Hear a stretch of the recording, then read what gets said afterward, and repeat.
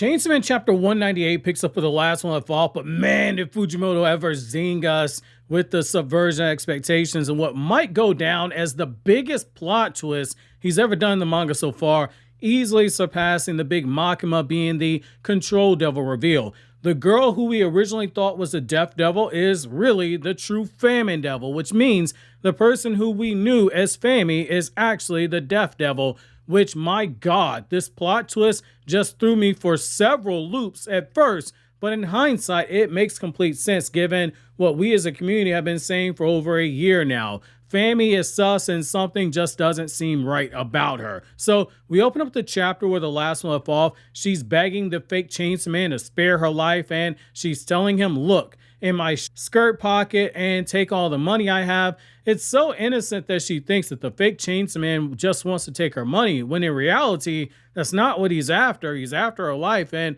that's our first sign that maybe things aren't quite what they seem to be for us at all, and she wasn't who we thought that she was. Fake Chainsaw Man says, look, I don't want your money. Money means nothing in the grand scheme of things. It's just paper being given value by the government. It's a mere illusion, which that one speech does two things immediately. It basically is enough for anyone who might have been holding out hope that this was like an alternate ego version of Denji. This now lets you know that this is definitely not the case. Just because this Chainsaw Man has a bigger vocabulary than Denji has ever shown. The next thing that it shows for us is that this Chainsaw Man, for lack of better words, is just based. Let me find out fake Chainsaw Man's holding a crypto wallet, which obviously he wouldn't be given that Chainsaw Man said in the late 90s, but man, this dude is based here.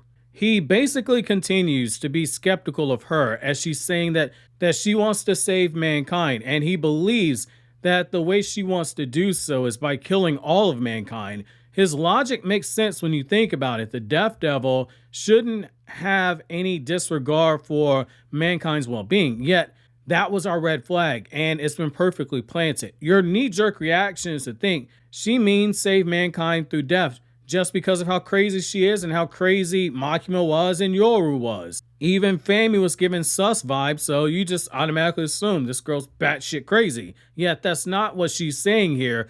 And at first, the fake Chainsaw Man and the Justice Devil, they don't buy it at all. And the fake Chainsaw Man flat out calls her the Death Devil, saying that she wouldn't understand why life is so precious to mankind because she is a devil. Which, that's huge, just given that, again, devils typically have zero regard for mankind itself in terms of their well-being. This fake Chainsaw Man, this speech, he gets really deep here, and we start seeing a glimpse of what Fujimoto as an author is trying to tell us is the human experience in his writing here, which that's the goal of every writer, to explore the topic of what it means to be human. They just don't spoon feed it to you, but it's something that you can dig through the writing itself and figure out what they're saying through moments like this. So he's saying that humans, they choose to live in this world despite all the messed up stuff that goes on in our world. We choose to endure it because of the ugly side of life is something that we are able to get through because we cling to one word, hope.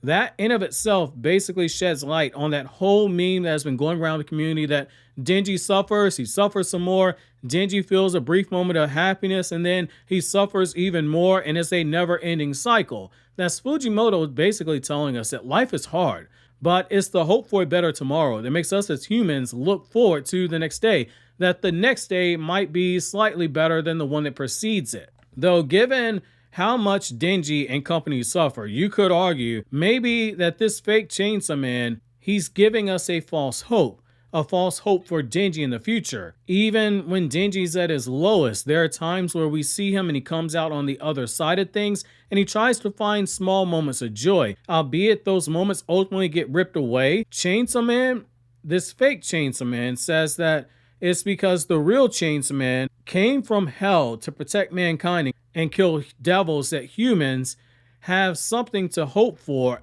And that's when he calls her the Death Devil. This leads to her snapping her body back together by absorbing the lives of the ants on the ground, which, Jesus, that's an overpowered ability. Even though we saw her do that previously, it's still crazy to see her use this power so casually, and how things such as ants are enough to give her the substance needed to reform her body. This leads to her saying that her power is indeed to absorb life, and she introduces herself as one of the 4 horsemen that humans and devils fear, and that's where the bombshell is. She calls herself Famine, and she says, "Call me Fammy for short." This throws fake Chainsman for a loop, and he isn't taking her seriously, as she is saying that he is someone who she studied his attacks and the length of his reach, which why should he be? He just neg-diffed her not too long ago. But when he asks her, "Are you sure you're not the Death Devil?" that's when the bombshells, they just keep lining up back to back. Fammy is shown in the background watching everything, and she summons the Falling Devil, who sends both fake Chainsaw Man and the real Fammy crashing onto the ground. As the Falling Devil appears, she asks for Fammy's order and begins to start cutting off the heads of a giraffe and humans in order to serve onto a dish, and that's when fake Chainsaw Man finally gets it.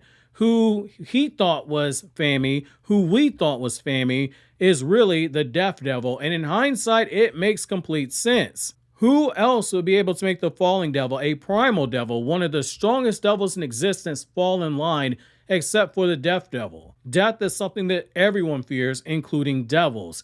It also lines up with what we're told. When the Death Devil shows up, the higher up devils will appear, and we've seen the Falling Devil for the second time. But now you have to wonder just what the end game is here and what it was all along, because she's been working public safety for a while now. However, this leads to the real Fammy asking the Death Devil to reconsider her actions, saying that if she feels anything for mankind, she should reconsider and die for the sake of humanity. And the Death Devil lifts her skirt up to reveal she's already tried to remove all of her organs and she still couldn't die, which brings up a whole different set of problems, especially when you consider what Mitaka said about Yoru's plans for the Death Devil being so bad she wanted Denji to kill her before it ever came to that. In hindsight, Fammy being the Death Devil, it was in our faces all along. This was basically something that we could look back on and say, this makes a lot of sense. The way she was basically serving as a mafia boss-like figure for the Falling Devil, despite the Falling Devil being so overpowered, was something that we all should took notice of. The same with the way Yoshida was previously name-dropping the Death Devil during the Aquarium arc, with the Eternity Devil returning, and we got introduced to Fammy in that same arc. She was also calling the shots on 2 overpowered devils, one being the Eternity Devil and that overpowered Eternal Loop, and then the other one being the Falling Devil, who did damage worldwide in a short period of time in the time that she was on Earth. She was only there for a few hours, but she raised hell. The way that she so casually summoned her and sent her back to hell, the way that Yoshida called her out on asking, was she even trying to come up with a real name, saying that devils are usually bad with names, but this is just downright horrible? Now we know the truth. She was borrowing the name of her sister and she was hiding her identity. This chapter also does some good stuff in that it expands on the world building. Now that we know who the fake Fammy is and who the real Famine Devil is, and we also know how the real Famine Devil's powers work, absorbing the life of those who she touches, while also giving enough from the fake Chainsaw Man to fully differentiate it from Denji,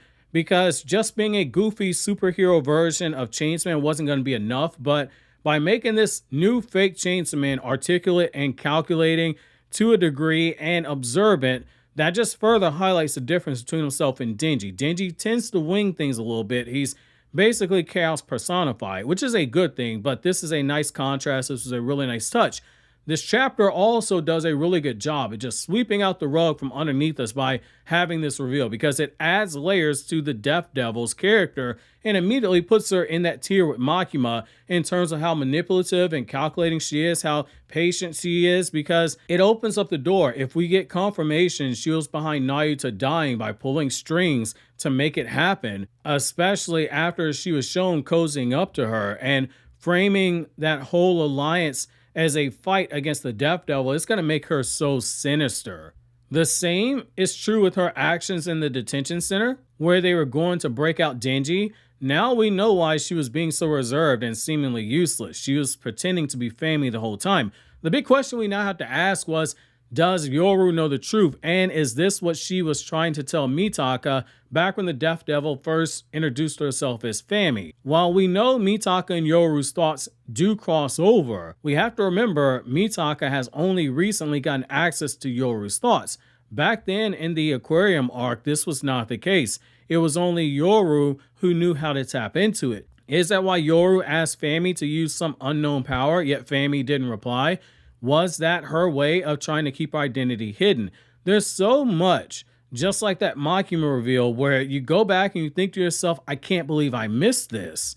Like, you knew she was sus, but this is next level sus, and one of the best reveals in the manga so far. This gets even crazier when you realize that she did all this stuff, the string pulling in part 2, and hid her identity until now, meaning there was a hidden method to her madness, which we all assume, but now, with her being revealed as a Death Devil, makes it all the more poetic and all the more ominous, because for her to reveal this now means that there is something darker coming.